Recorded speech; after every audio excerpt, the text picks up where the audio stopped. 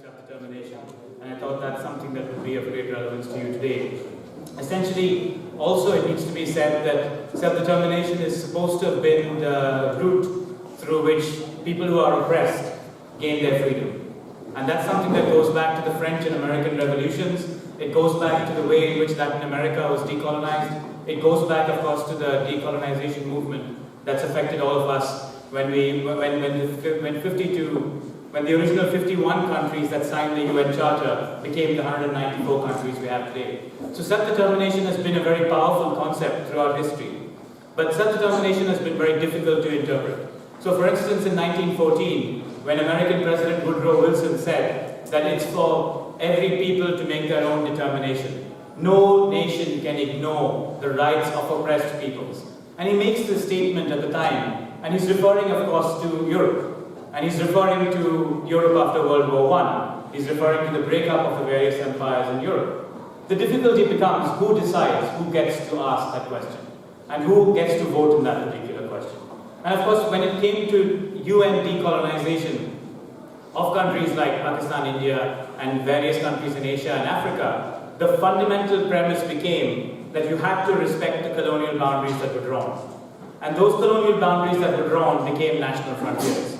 You, of course, know better than I do the history of the separation of India and Pakistan. But for me, one of the key documents in that particular aspect, and something I've written quite recently about, is on the question of autonomy in Pakistan. Looking back at the 1940 resolution and looking at the promises that were made, three of which are very distinctly, 3 of the 5 promises are very distinctly about autonomy, very distinctly about the rights of peoples in Pakistan, such as the Sindhis, such as the Baluchis, such as the Pakhtuns, and even the Bengalis at that time. And I think that's a crucial document to bear in mind. And in terms of self-determination itself, you can think very easily of this notion that self-determination is an answer to oppressed peoples. The fact is, in public international law, there are great restrictions on self-determination. So, the right to self-determination is framed as Article 1 of the International Covenant of Civil and Political Rights. And as a victim of the Indian education system, I can quote it to you. It says something like, all peoples have the right to self-determination. By virtue of this right, they freely determine their political status and decide on their economic, social, and cultural engagements. The key is the first phrase. All peoples have a right to self-determination. The next question becomes, well, who are the people?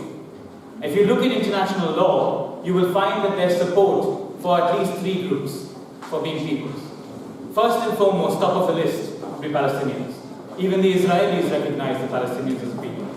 Second would be probably the Tibetans, where everyone except China recognizes by and large the Tibetans as a people. And the third would probably be the Kurds, where you have a number of states, Syria, Lebanon, Iraq, Iran, Turkey, reluctant to recognize the Kurds as a people.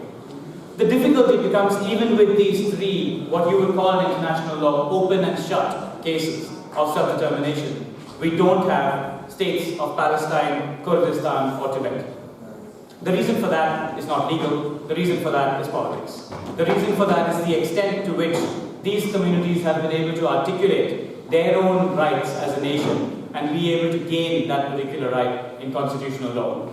So the challenge then becomes for nations like the Sindhis, for nations like the Baluchis, how do you go about, in an international legal scenario, articulating a right for self-determination? And the answer is it's really hard, but it's not a closed door.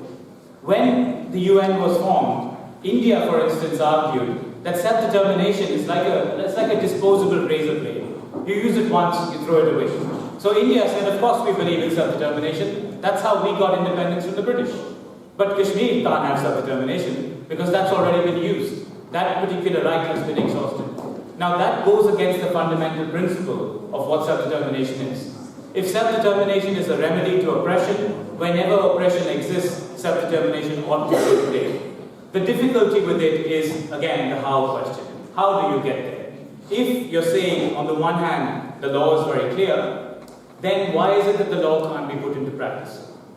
So one of the things I would encourage you to do is to look at the recent cases of self-determination that have arisen. In Timor-Leste, self-determination was achieved through plebiscite. South Sudan is the most recent one. Of course, there are issues now as to what is happening on the ground with Islamic State and what is going to be and possibly a new map of the Middle East. But there are these questions that are being asked at the moment.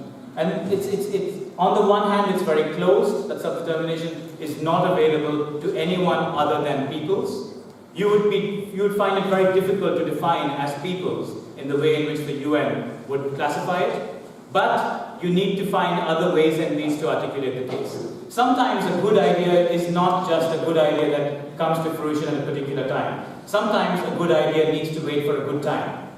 In the meantime, there are lots of things that can be done. Every single human rights violation should be documented. Every single extrajudicial killing should be documented. Every single articulation for autonomy should be framed.